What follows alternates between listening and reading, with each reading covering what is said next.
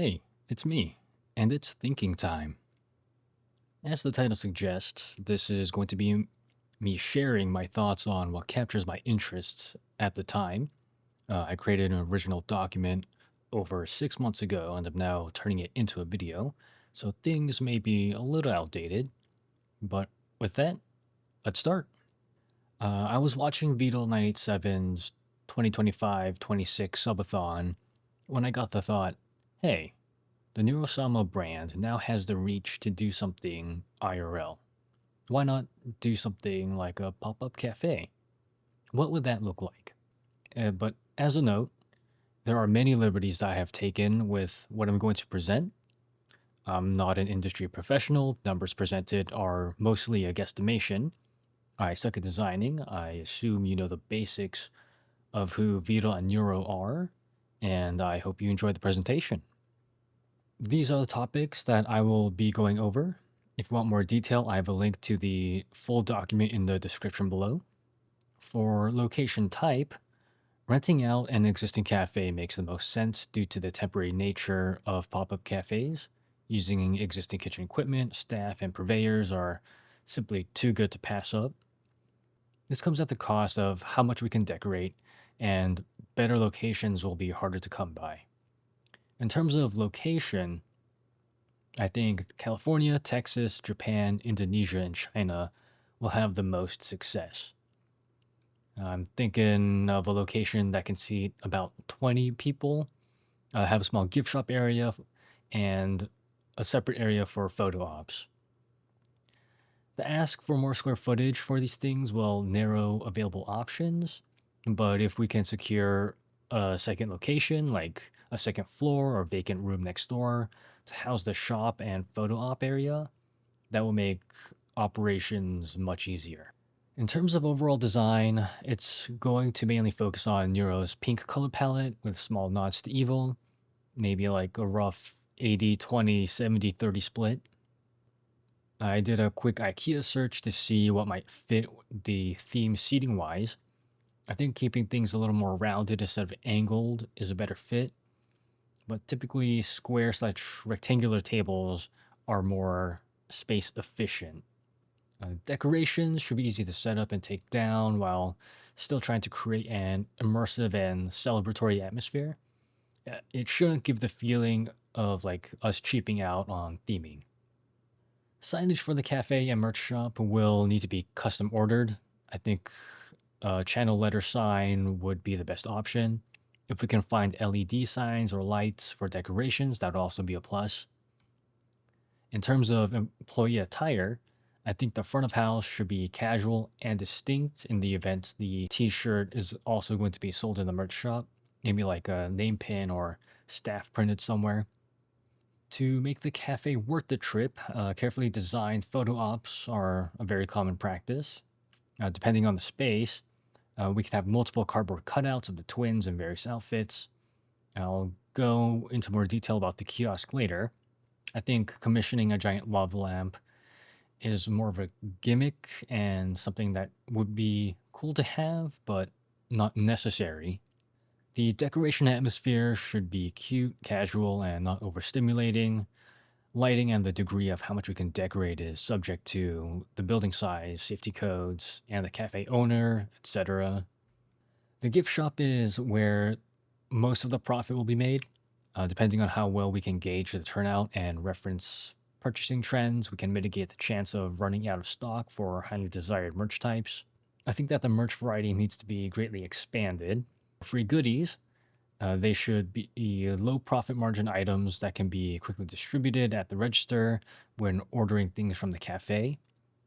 This will likely be enforced with a minimum purchase amount to avoid running out of stock. Let's go into the menu. Logistics is going to vary greatly depending on what types of relationships the cafe owner has and what we need for our own menu. I do believe that the menu items should change depending on local tastes and ingredient availability.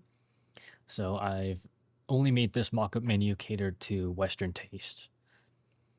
Also note that for my research on other pop-up cafes, the presentation is always over the top, which makes sense. It needs to leave an impression for a time limited event, whether it comes at the cost of using an absurd amount of toppings or weird food coloring. I'm a simple guy, so this menu is more on the safe side, but it can definitely be improved and spruced up with a little more R&D. If you want a more in-depth breakdown of on how I came to the prices, I recommend checking out the Google Doc in the description. It's not perfect, but I think that the prices are within a reasonable range. I tried to design the menu offerings to cover a wide enough audience without losing too much of the theming. I think that the veggie bento and Nero's picnic can be reworked a little for a vegan or vegetarian option. I had a more clear idea of what I wanted the desserts to be, but again, these can definitely be improved presentation wise. When I visited Snoopy Garden on Jeju Island in Korea, I liked how they gave like little paper pictures of Snoopy with the drink and entree on like a toothpick. It's a little touch that's cheap to produce, yet it elevated my experience. So I think this is a perfect area to apply this to. For the face macarons, I was thinking design to be inspired by the Disney Tsum Tsum line. It's simple, cute, and can be quickly reproduced on a macaron assembly line. Finally, the twin originals, which can be found on their blog, I think.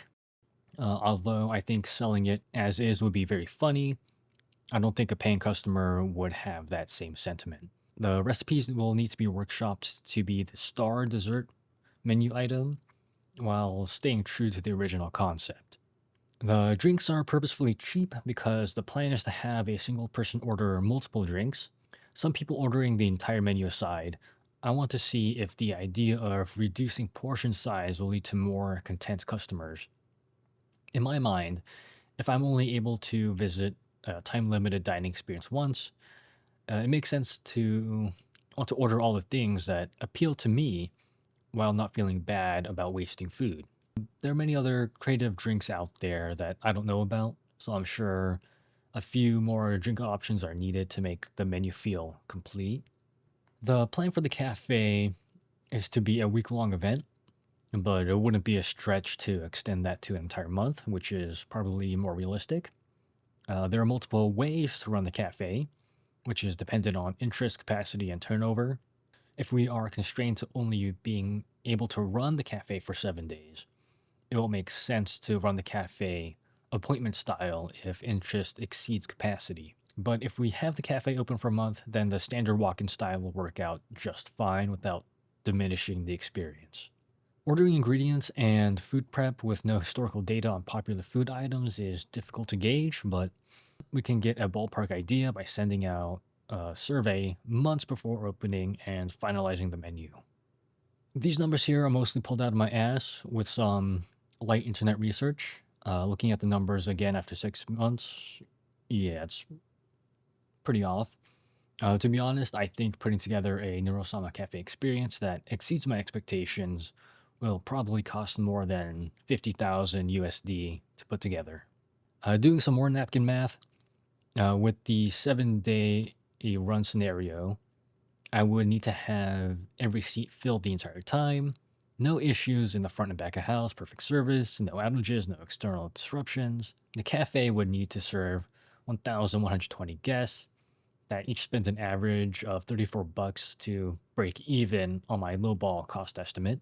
The goal should be to make enough profit to justify doing another, better iteration of the cafe experience, but the menu and merch pricing shouldn't be in price gouging territory to force the goal to be met.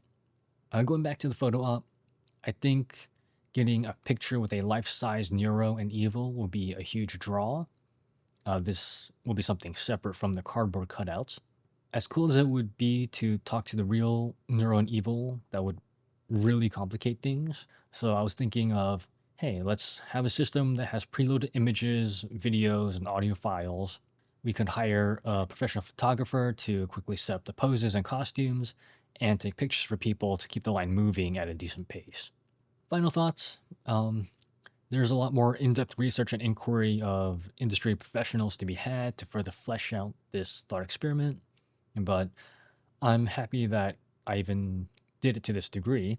If there are people in the community that think that they can put together an official Neuro-Sama cafe, I believe that getting Fiedel's blessing and involvement is the best way to go.